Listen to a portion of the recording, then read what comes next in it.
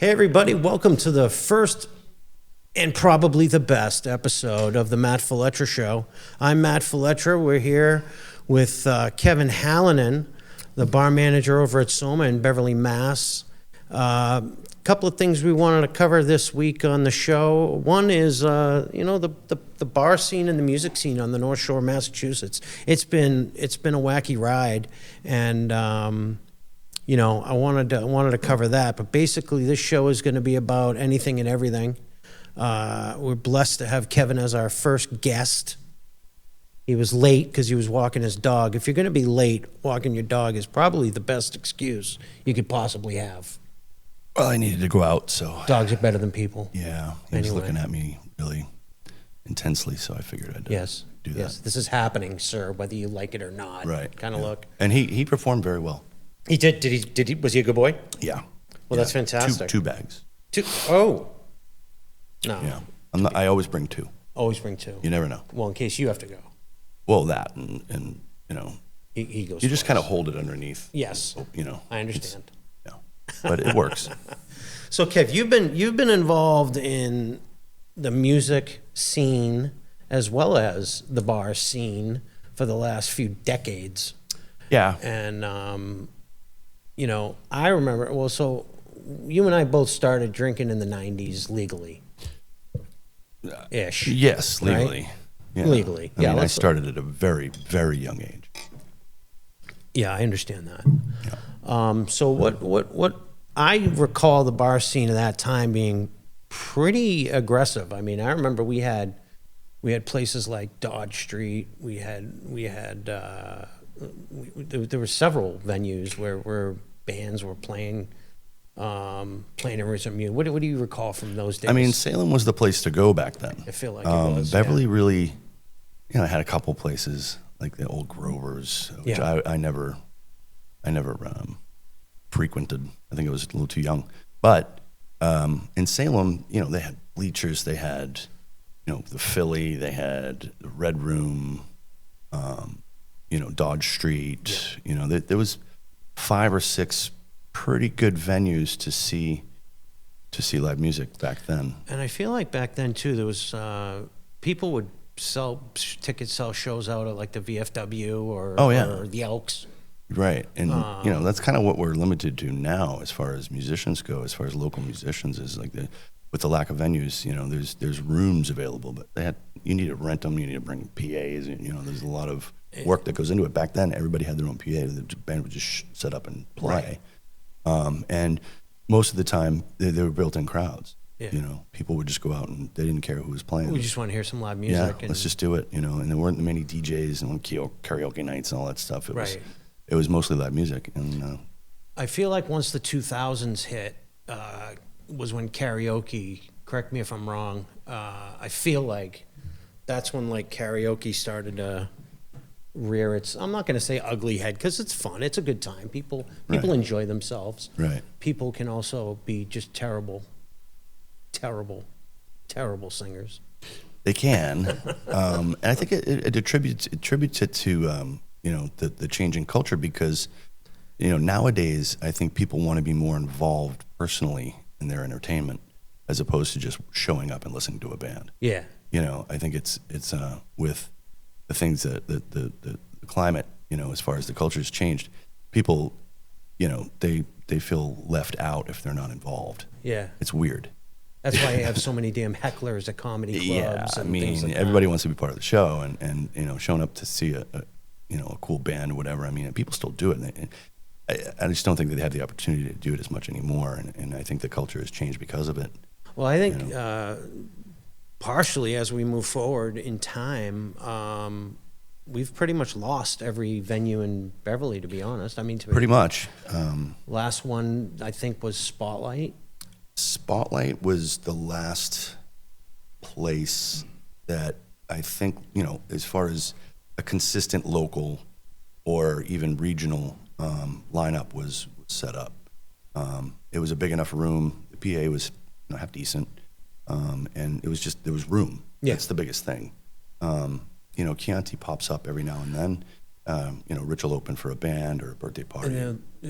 A lot of jazz going on over there, right? A lot of jazz, but they've switched it up a little bit depending on who wants the space. Yeah.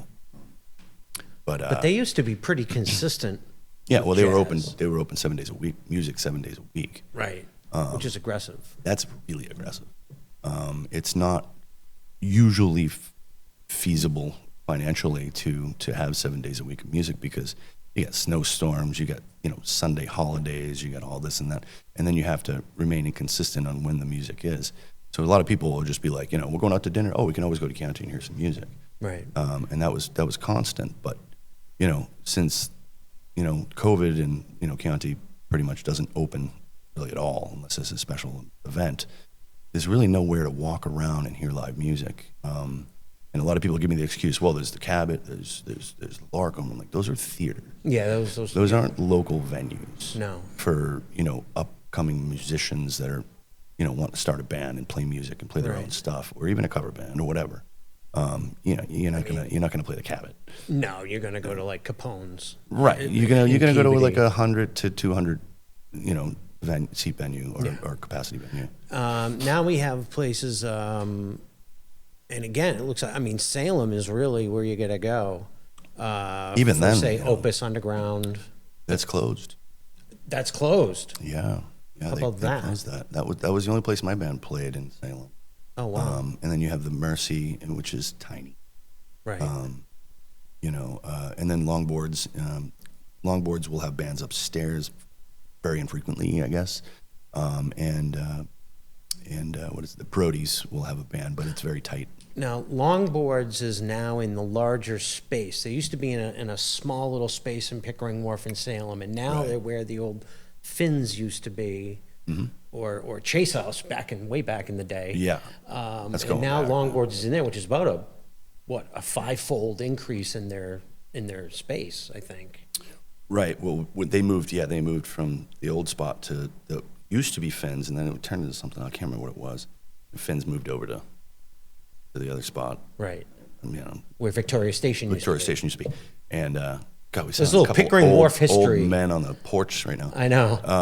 Longboards, they have that upstairs area, which is really cool. We played up there, and it was really, really cool venue. But you also need to bring your own PA, your own lights, all this stuff, and so you have to kind of up the price of admission, which isn't bad because I think people really want to hear live music, and they're kind of segregated into that crowd that wants to hear live music. You don't just have like two generations colliding to listen to live music. It's usually, What do you think happened? Like what happened at Dodge? You had Dodge Street, you had Bleachers, you had all these places. I think of some maybe mismanagement.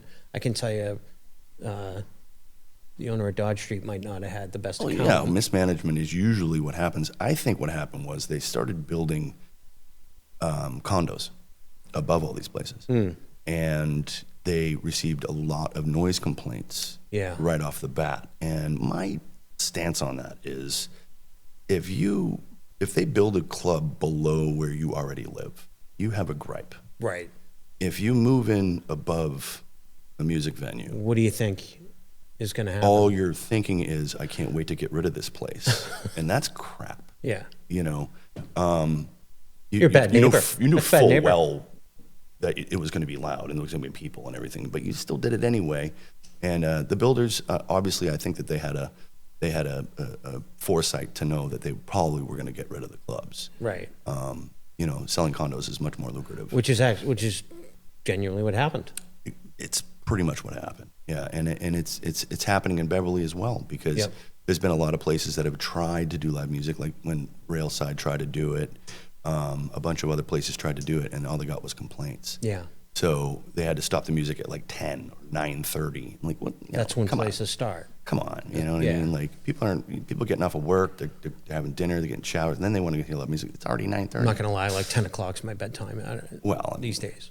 I don't think that they're, you're the number not one, their target the number market. one client they're looking for. You don't think so? I don't think. No, not any Billy Joel cover bands running around. What is your thing with Billy Joel? I love him so much. Okay.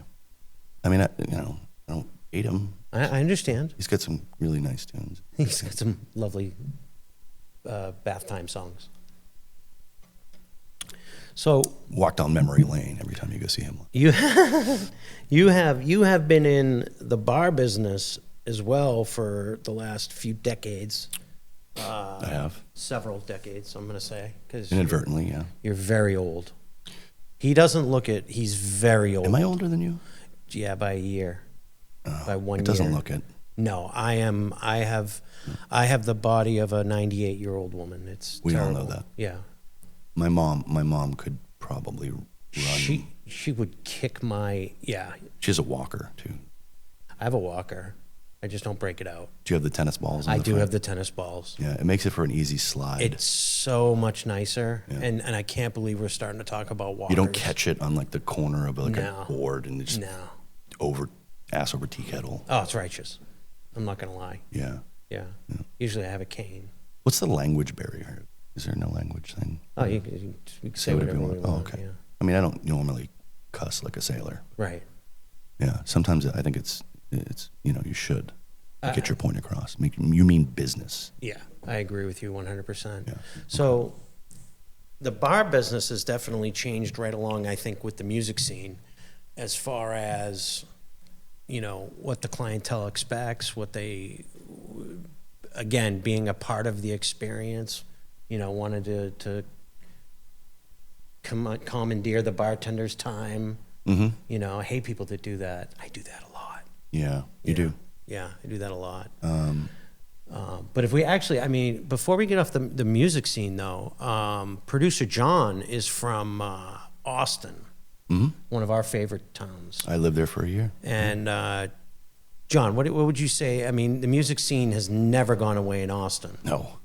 Music scene, bar scene, it's all kicking. 6th Street. Yeah, it's kicking, but it's changed a lot. Like the downtown area, like there's More still South some, Congress, There's still some spots, South Congress, Red River. A lot of the famous spots downtown, like Antone's, they've moved to bigger venues a little further east and like newer spots, so they kind of lose a little bit of the charm. Yeah. I remember we used to go to White Rabbit. That was there. I don't know if were you there for that? I feel like It was like a really dingy old club with a white kind of thing. And Headhunters was there back when I was there. Just these really gross, like divey clubs. yes, those were the best. And they're usually, most of them aren't there anymore, because they've been all gentrified. All the kids are coming in. 6th Street's a mess. Yeah. It used to be the coolest street in the world. It used to be the absolute coolest street in the world. It used to be awesome. It's been about When I was young, when you were young, you have a different perspective. It's been about 15 years since I've been down there. Yeah, it's been about 5. It's been a long time. South by Southwest has completely changed. Yeah. And the thing about Don't get me started about Jon will agree. Like corporate like crazy. It used to be the best party. Oh, it was that ever awesome. Existed. Well, People the thing, playing in their garages. and but there was a selection little process. boutiques. It wasn't labels. Like when I lived in Denton for 8 years, so we used to go down there and play all the time. And the thing about South by Southwest was you had to get your promo pack ready. You had to have a disc. You had to have a bio and all this stuff, and you sent it to South by Southwest, and they had a board of people that would listen to everything, and they would just pick what they thought would be great for the festival. And now a local band can't get into that. You know what I mean? It's all. Well, that's the thing. Back in the day, there used to be the off South by Southwest. So there would be the stuff going on downtown, and then outside of downtown, there'd be little, pop-ups everywhere, and it was the coolest. It really was, and it's just become so commercialized and old. It's just. Yeah. And then they have like a tech thing like the week before, and then they have their film festival like a week after. So like the whole city is just completely crazy for like a month, and it's all like premeditated fun, basically. It was all like, okay, what are we doing today? I don't know. Let's look at the schedule. Like back in South by Southwest, you just wandered around and just listened outside a club and walked in. Like it was cool. I don't. And as far as our local scene, it's kind of on a microcosm. It's kind of got the same thing.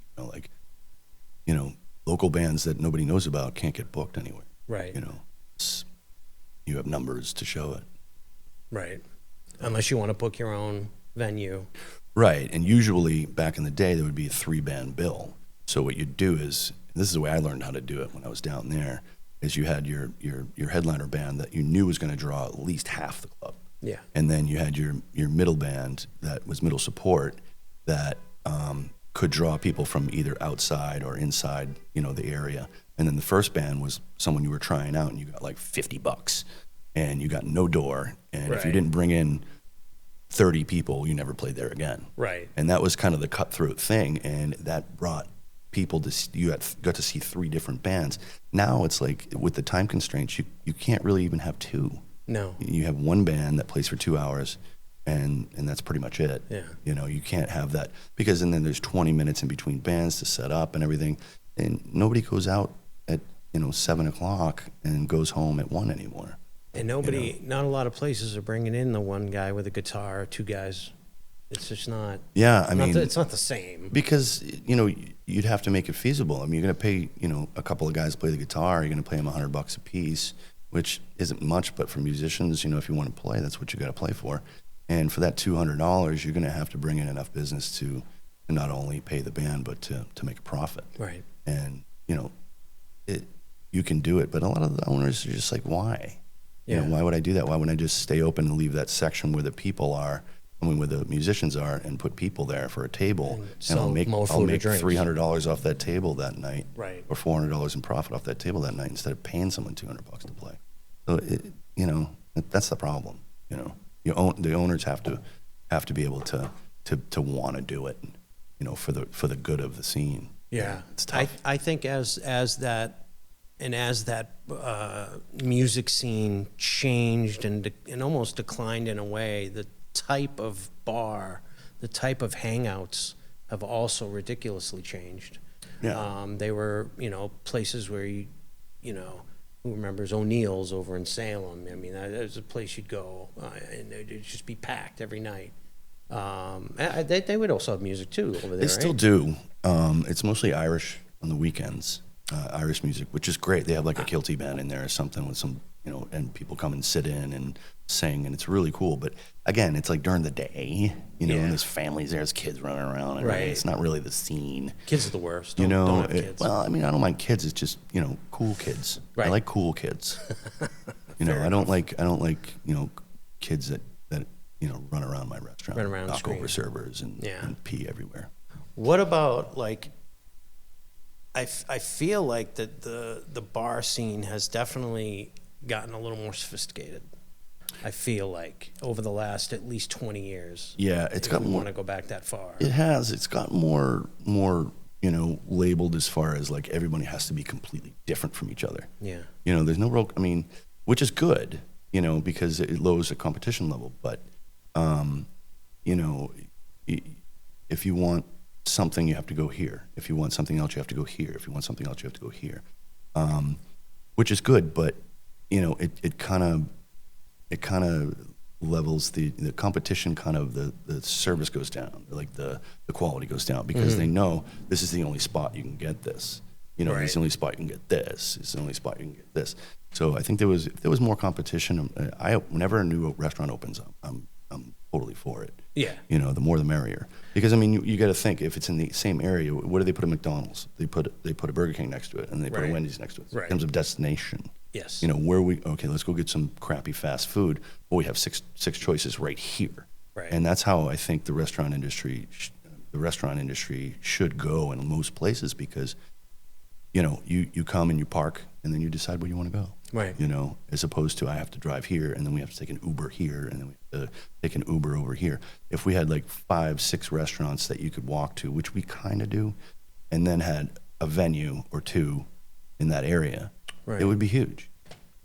I think also the resurgence of the Cabot Street Cinema, which is kind of behind our back shoulders here, our left shoulders,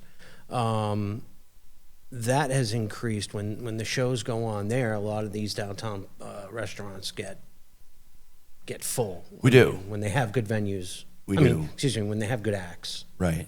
And some of the higher end places, the farm to table places, and stuff like that, they do a great job, and they're doing very well with it.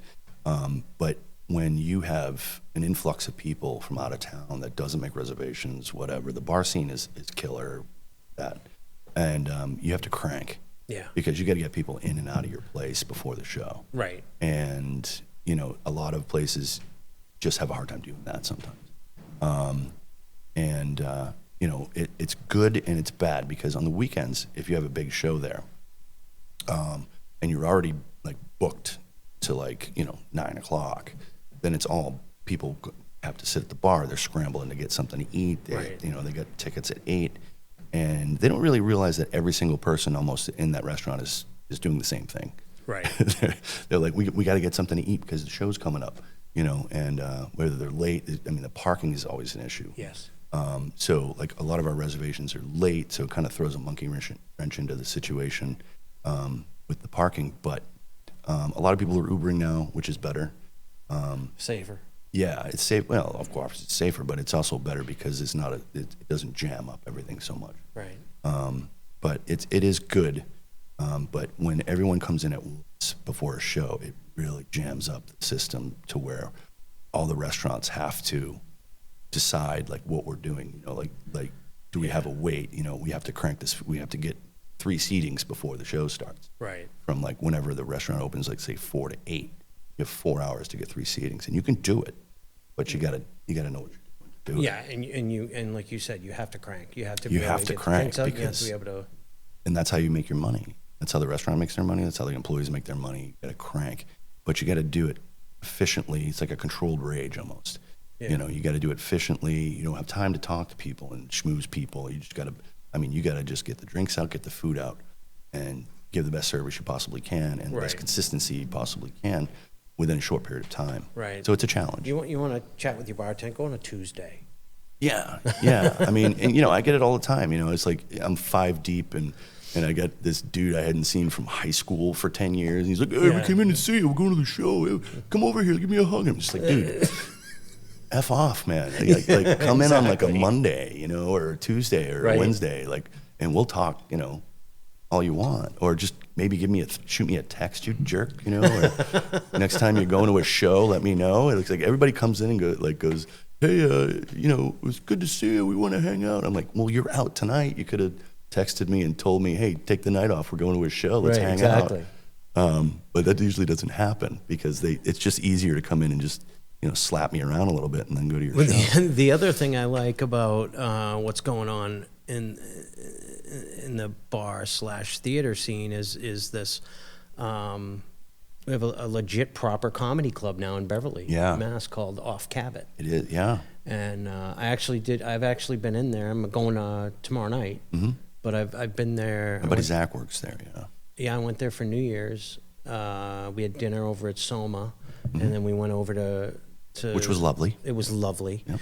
and then we went over to the Off Cabot and saw some great comics. And it's a proper comedy club, Yeah, and that's something that we haven't had. yeah. And they've been dabbling in music too. But I think that they're kind of apprehensive about it a little bit because, you know, of the pay scale and like, you know, what they make off the bar and stuff. And I completely understand that. But, Yeah.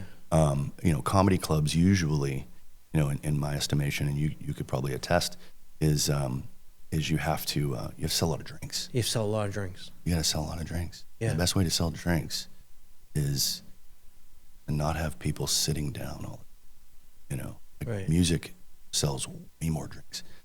So and comedy is great because if you pack the room, it's awesome because Yes. you'll have cocktail waitresses, blah, blah, blah, you know. Yeah. But if you switch it up a little bit, I think that the music would work. But, you know, you got to sell a lot of drinks, and people drink during comedy shows. Yes. A lot. And sometimes that can be A bad thing. that's a bad thing when they want to be a part of it. It's not karaoke. This isn't Right. you know. And there are some great comics out there that deal with hecklers in the most perfect way. But I think we're going to see Peter Yee tomorrow night. Oh, yeah, I know that. He's pretty good. He's good, yeah. Yeah. Opening a new place is something that, I mean, I've dabbled a little bit, failed miserably. I forgot about that. Yeah, see, everyone does. But the opening a new place, like, do you have to be, like you were saying, everybody has to have their specialty. Do you think that's still the case, or do you think if you're just pretty good at a few different things, that's enough to draw a crowd? Sure. I think that in the North Shore, it's very difficult because there's some really, really good restaurants out there that do, and some chefs, Ledger and Salem, the chef's always nominated for a James Beard or, award. Matt O'Brien. Matt's the owner. Right. His chef over there. I can't remember his first name, but he's phenomenal. And but the place is big, and they've established themselves so they can do that high-end, fine dining kind of thing with a little bit of comfort on the side. I think the restaurants in the North Shore that really are successful are restaurants that are, number one, consistent, and number two, have something for everyone, as opposed to your foodie and then your buddy that only eats cheese pizza and Bud Light. You know what I mean? Like, if you can offer both those things, you're going to be successful. I think that the restaurants that do that are the most successful. But the higher end ones, they have to establish a shtick. They have to establish, like, this is what we do. We change our menu constantly. Yeah. And a lot of people, if you can pigeonhole that and get your clientele through that, that's great. You're going to be successful. But in my opinion, you have to be a little bit more all over the board, Yeah, especially when you're talking about going out in groups. Right, because you always have that one friend that doesn't eat anything. Yeah, I don't like that. And he's not going to eat a grass-fed, Kobe ribeye with children's tears on it as it's like, Madagascar honey and all this stuff that they don't understand. I do love children's tears. And then the guy doesn't want to pay $60 for it. Yeah. Or she, whatever. It's mostly men that can't eat anything, in my opinion. Yeah, it's mostly men that are the fussiest. Women like to modifications. Men just don't eat. It's like that. They rather drink. They'd rather drink, and I don't know. Maybe they were just whiny as kids. I used to be that guy. Yeah. I'm much better now. You used to be. I remember when you first came in, you drank like Grey Goose orange or something. Nothing else, and it was just the sweetest thing in the world. One thing, and I would eat one thing, and now my wife knocked that shit right out of me. Well, you got to get slapped around. Yeah, she knocked that right out of me, and now I eat most things. Like I eat everything. My dad used to make me eat my dinner for breakfast if I didn't eat it. And he's gone now, so he's never going to hear this. But maybe he's listen right now. But so I grew up and I had to eat everything that my mother made, and I didn't have a choice. So that's why I think I eat everything now. It's like I don't really have I don't like that, because I could never say that when I was a kid. But being Irish, what kind of food did she? Oh my God, she's gonna kill me, but. It was just substance over quality. Yeah. It was just like, and we wouldn't have a lot of money. The Irish household. We'd eat like tomato soup and shells, which is like my favorite thing in the world. Yeah. It cost like 14 cents. Yes. And that's why I didn't mind eating ramen in college. Because I didn't know until I was in my early 20s. I did not know that steak wasn't supposed to be gray on the inside. Yeah. John, what was yours, John, eating growing up, and what was your staple at home? Staple? Well, steak was a nice Friday dinner. Fridays, yeah. And my dad did it pretty well. Till Lent, and then... I mean well, like as in cooked well, not well done. Oh, no, that's the thing, cooked well. My mom broiled them, so she could get a medium rare. Oh, nice. Yeah. I never understood what she was doing at the top of the oven. What the hell is she doing? She's cooking steaks. Yeah. I'm a fan of using the broiler. I like the broiler too. It's very easy. The reverse sear. We could do a whole another hour on cooking. Well, you know more about that than I do. I like to eat. I don't cook. I work at a restaurant. I don't need to cook. No, you don't need to cook at all. No. And you work at a restaurant like that has some of those qualities that we were talking about: the consistency, the variety, you're just your bar menu. You have a little something in there for everybody, I feel like, and it changes all the time. But not you have your staples. Yeah, but I have people that come in 3 times a week and get the same thing. It's weird. I could eat that Wagyu tenderloin that you guys put on. I could eat that every night of the week. Yeah, I could probably do that too. I can't afford it. I don't think my boss would like I ate that 5 days a week. No, he'd be a little upset. maybe ornery would be a. Maybe he'd make me pay for it, but, That'd be hurtful. it would be. Yeah. I mean, I just wouldn't get it. So if you're going out, and not to name a specific place, but what's your idyllic kind of spot? Let's say you're going out, you and your girl with another couple. You guys want to hang. You want to chill. What kind of place are you looking at? I don't like going super And does it high end. exist in this area? I mean, it does. I don't like going super high end unless it's an occasion. Yeah. Mostly just because a dinner out with a couple of friends at a high end place would end up costing you half your pay for the week. You know what I mean? Like it's like going to like a Sox game. You're paying $600 to go to a Sox game for 3 people. It's just insane. Yeah, and So I have a family of 5. We like going to Sox Fibbers game. all the time. We go to Fibbers down the street. The food is great, and service is good. It's fun. I mean, it's pub food, but it's great, and it's consistent. We like going. We eat Mexican. We like going different places all the time. Taco's great. The sushi place down the street's awesome. Yeah.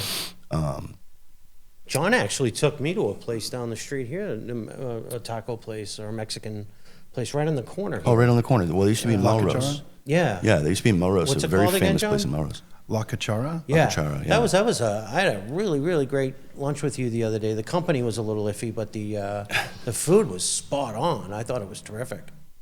Yeah, and it's not your traditional great. Mexican either. There's a lot of different, really unique stuff they do over there. Yeah. I like it. I do feel like the restaurant scene has improved in Beverly It has. and in the area, on the North Shore. And it's due to the theaters too. I mean, a lot of people will want to set up next to a we call it parasiting. Yeah. We parasite Yeah. the theater, Right. and it works like for the slow time of the year. If there's a big show in like July, where, July is usually we go one server less most of the, Right. during the week and stuff like Yes. that, because it's just people are on vacation, if the weather's nice, blah, blah, blah. But the theater keeps everyone going.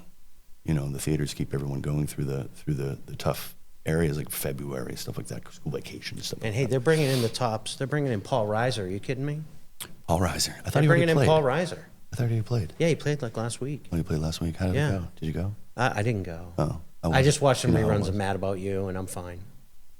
Yeah, I think My Two Dads takes on a different connotation nowadays than. Oh, you Remember had to that go show? that old? Remember that show? It was that guy with the mullet. The and guy with the Paul Reiser. mullet and Paul Reiser. Yeah, she had 2 dads. She didn't know who her My dad two was. dads. And it's just like, it's DNA. Yeah, and My Two Dads means something different. Yeah. Yeah, that was a weird concept. It was a weird concept back then, but it would make more sense now, But back then it was like, what do you mean you don't know who your dad is? Take a DNA You test. can go to CVS and get a DNA test. For Yeah, Christ's go to sake. Maury Povich. It was in the Yeah, 80s, Maury right? Povich would do it for free. would've done it and for you free. You get paid scale, I think. What about if But you you have to were be from gonna? Kentucky. You know a lot of the guys that have restaurants and bars around here. Pretty much, yeah, all of them. There are the everywhere from the high end to the low end. Places like one of the greatest taglines of any bar I've heard, John, is a Lucky Dog. Oh, yeah. They're the 5-star dive bar. What a slogan. And they are. They got high-end bourbons. They got. Oh man, they that got- bourbon list is better than I would think. I mean, Ellis has an incredible bourbon selection, but they're known Ellis Square, which right. is right over here. Yeah. And but you Beverly. would expect that because they're a bourbon They're bar. high-end and They're they're- like, yeah. You wouldn't expect walking into a Lucky Dog that they would have the bourbon selection they do. No. It's. I mean, I only drink one specific bourbon there because I drink quite a bit of it. So, but they have some really interesting stuff, and their bartenders are all they.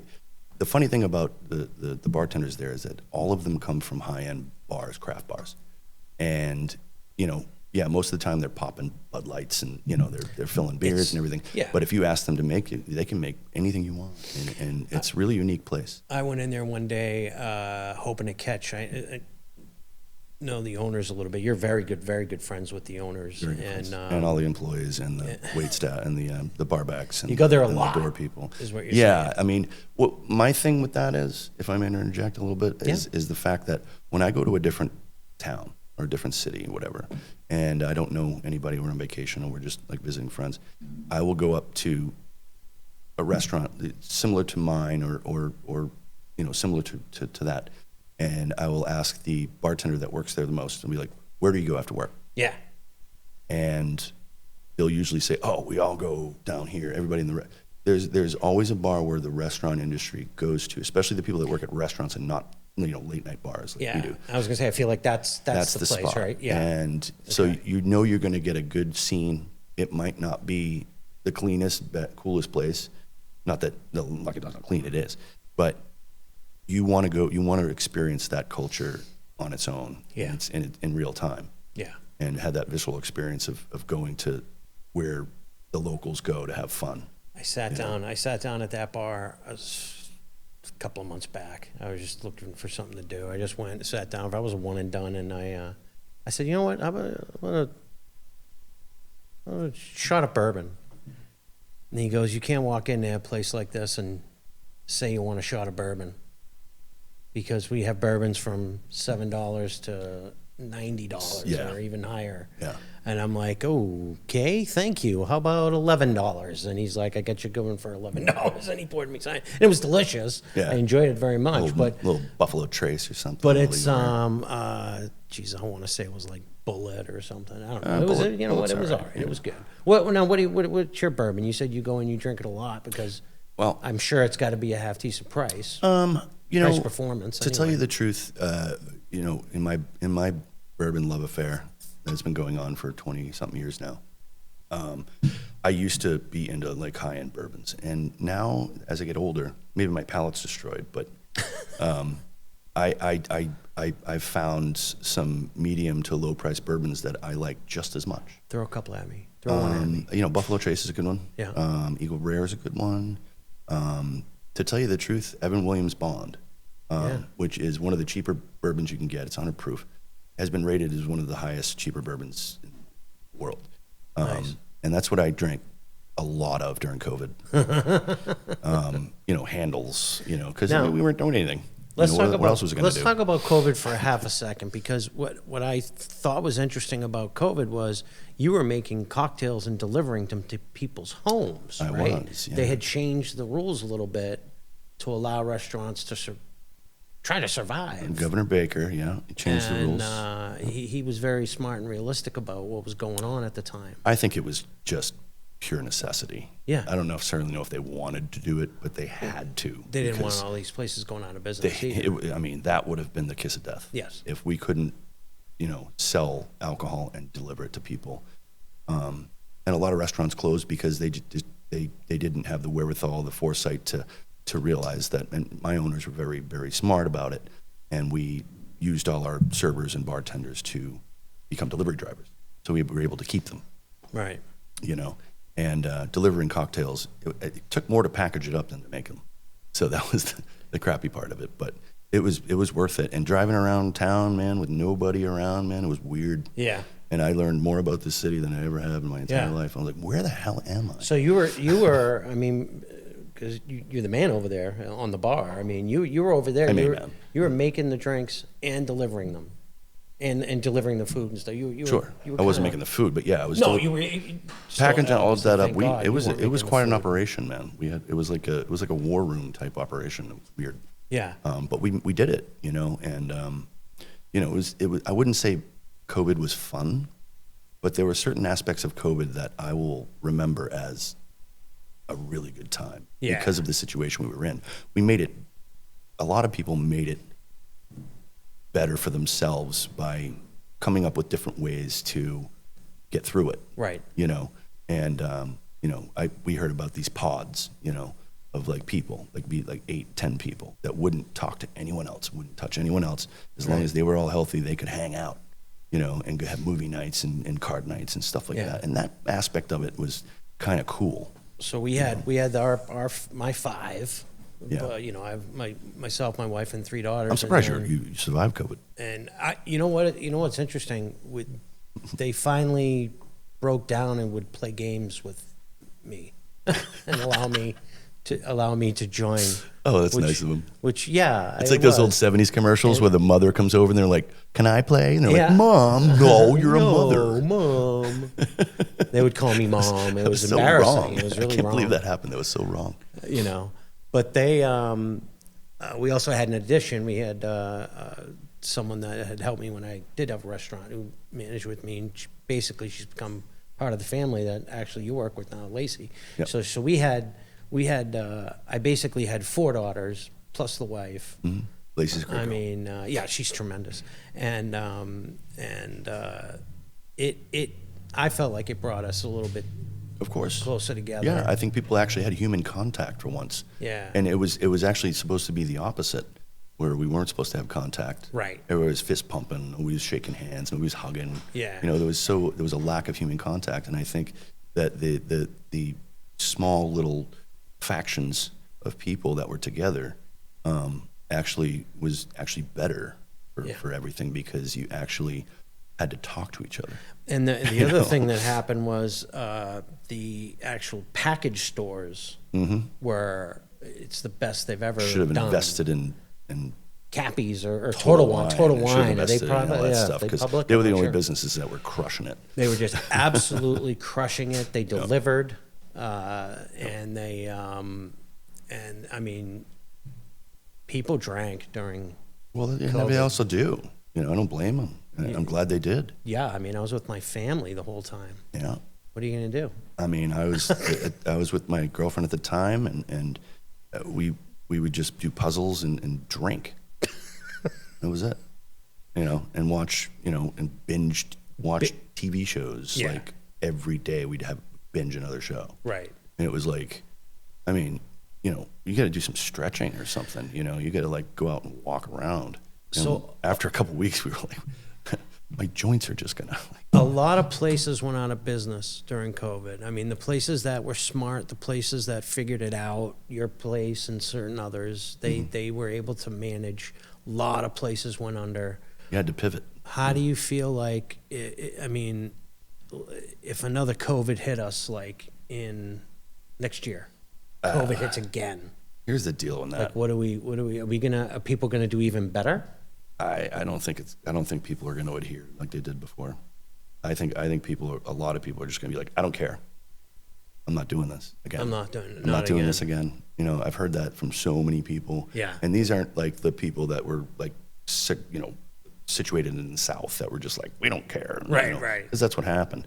And, there was so much misinformation that was going on. There was so much, just jargon that was going on from both sides. And it was just, it was very confusing for a lot of people. And It's weird when I think if it happens again, a lot of people are just going It's to be weird like, when I you don't care say if I die. both sides, that there was even a both sides about a frickin' virus.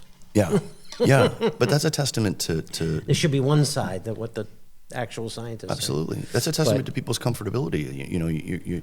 I hear people go, if COVID ever happens again and I get it and something happens, and so be it. I'm like, yeah, but just so, because it takes you out of your comfort zone. Yeah. That's a very bizarre trend that kind of scares me, where you're not going to protect yourself. Protect yourself. Yeah. I shouldn't have to protect you. No, it's not really your responsibility. If you're immune compromised, or you're not worried about that, then fine, go out and get whatever you have to get. You can overload the hospitals. That's the only problem. I think that was the big issue with that. That was was the overloading biggest the issue. hospitals. It wasn't the fact that people were going out getting sick. It was the fact that they couldn't handle it. Right. One of the last things I wanted to ask is, if you were going to open a place tomorrow, if you were going to open a place, you had a great little spot. Let's say it's a fine venue, and let's say the location is good. Mm-hmm. Like, what kind of place would you? What's your ideal scenario for a bar / restaurant? Well, music would have to be a priority. Yeah. See, I figured you'd say I wouldn't that. open a place without music, because there's just too many places without music. Absolutely. That would probably have the same concept. I would do something very similar to like a Middle East, Yeah. and not exactly like They're that. still killing it music-wise. But I would have really killer food And that's in Cambridge, Massachusetts. until a certain time, and then have like a separate area where you had a smaller area where people that didn't want to hear the music could hang chill. and drink and eat, and then there'd be a back area where there would be stage and bands and stuff like that. Yeah. With no food or anything like that, after a certain time. And Right. have a really big bar where it's very easy accessible so that you can get drinks. The worst thing in the world is going, and John might attest to this, the worst thing is going to a bar. Like, remember the old Opus, they had that little bar at the end, and it was impossible to get a drink. Downstairs. Yeah. They're tiny. Impossible. And, you know, a lot of these places, not just that, I don't want to rip on that, because it was a really cool spot, but is doing like your drink lists from the rest of the place, and like you're doing all these craft cocktails. Like, you don't need craft cocktails at a music venue. You don't. No. It takes too much time. Right. You know, just crank like beers, shots, like beer mixed shots, drinks. beer shots, mixed drinks, blah blah blah. And then everyone has drinks while they're watching the music, as opposed to sitting in line and missing 3 songs. And you're just sitting there, and the lines are encroaching on the people watching the music, and it's just, you know. So it would have to be a little bit more space. I was going to say absolutely as well, because I mean, you can't waiting 45 minutes for a ride at Disney is one thing, but waiting 45 minutes for a frickin' beer is yeah, and your back's tragic. turned to the band most of the time. You're talking, and people are talking to you, and nobody's really paying attention to the music because they're just too busy trying to get some booze, you know? Yeah. Or go outside and smoke a joint, or, you know, right. whatever. You can't smoke anymore in anywhere, obviously. But Yeah. like, you know, usually people at the, you know, at the break will go out and have a couple of smokes and then come back in and the music starts again. And that's kind of the traditional way to do it. And, Yeah. you know, if you have to wait, you know, half an hour for a drink or anything, and you're watching, and then all of a sudden, like, you know, let's just go outside get and out of here. smoke, or Yeah, let's get yeah, out of yeah. here. You know, it's just like, it just takes too long.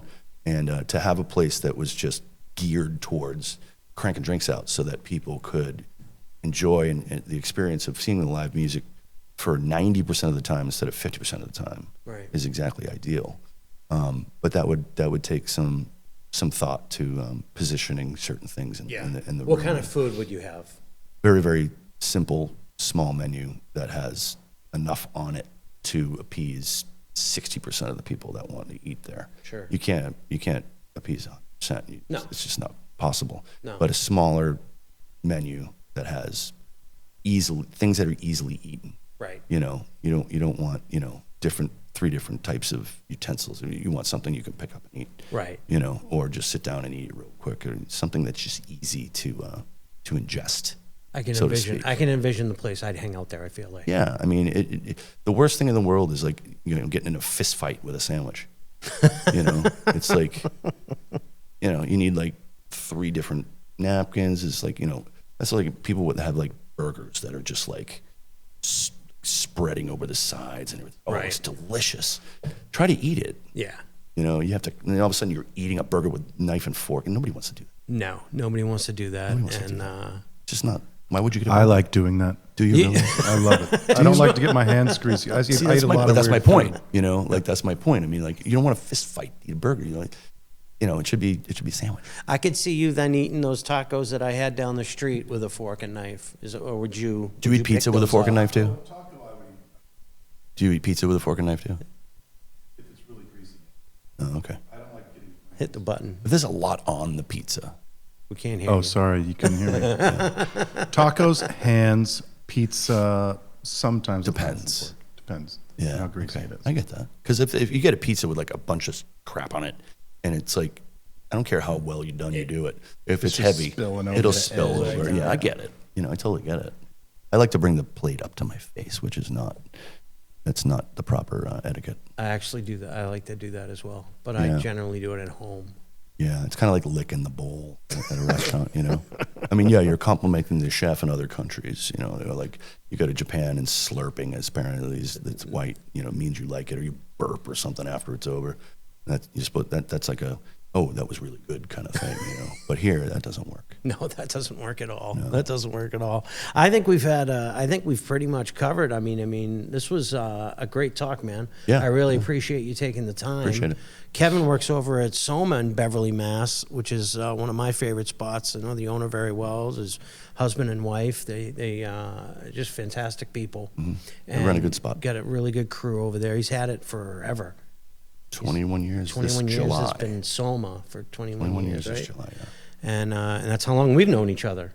Pretty much. Because we pretty much met when Soma opened. Yeah, and I went to school for 13 years with your wife. with my wife. So we get a little bit of connection there. That's how I twisted his And we arm both feel to- the same way about you. to get no, neither one of you very much like me at all, very much. So I appreciate that. Well, guys, this just is the Matt jokes. Faletra Show. We're going to try to put one of these out every week. I hope you enjoyed this one. I sure as hell enjoyed it, talking to my friend Kevin about the bar scene. We got John on the board back there just goofing around, and we're going to catch you next time. Kevin, Godspeed, sir. Good luck and good night. One of the best handshakes ever. Take care, guys.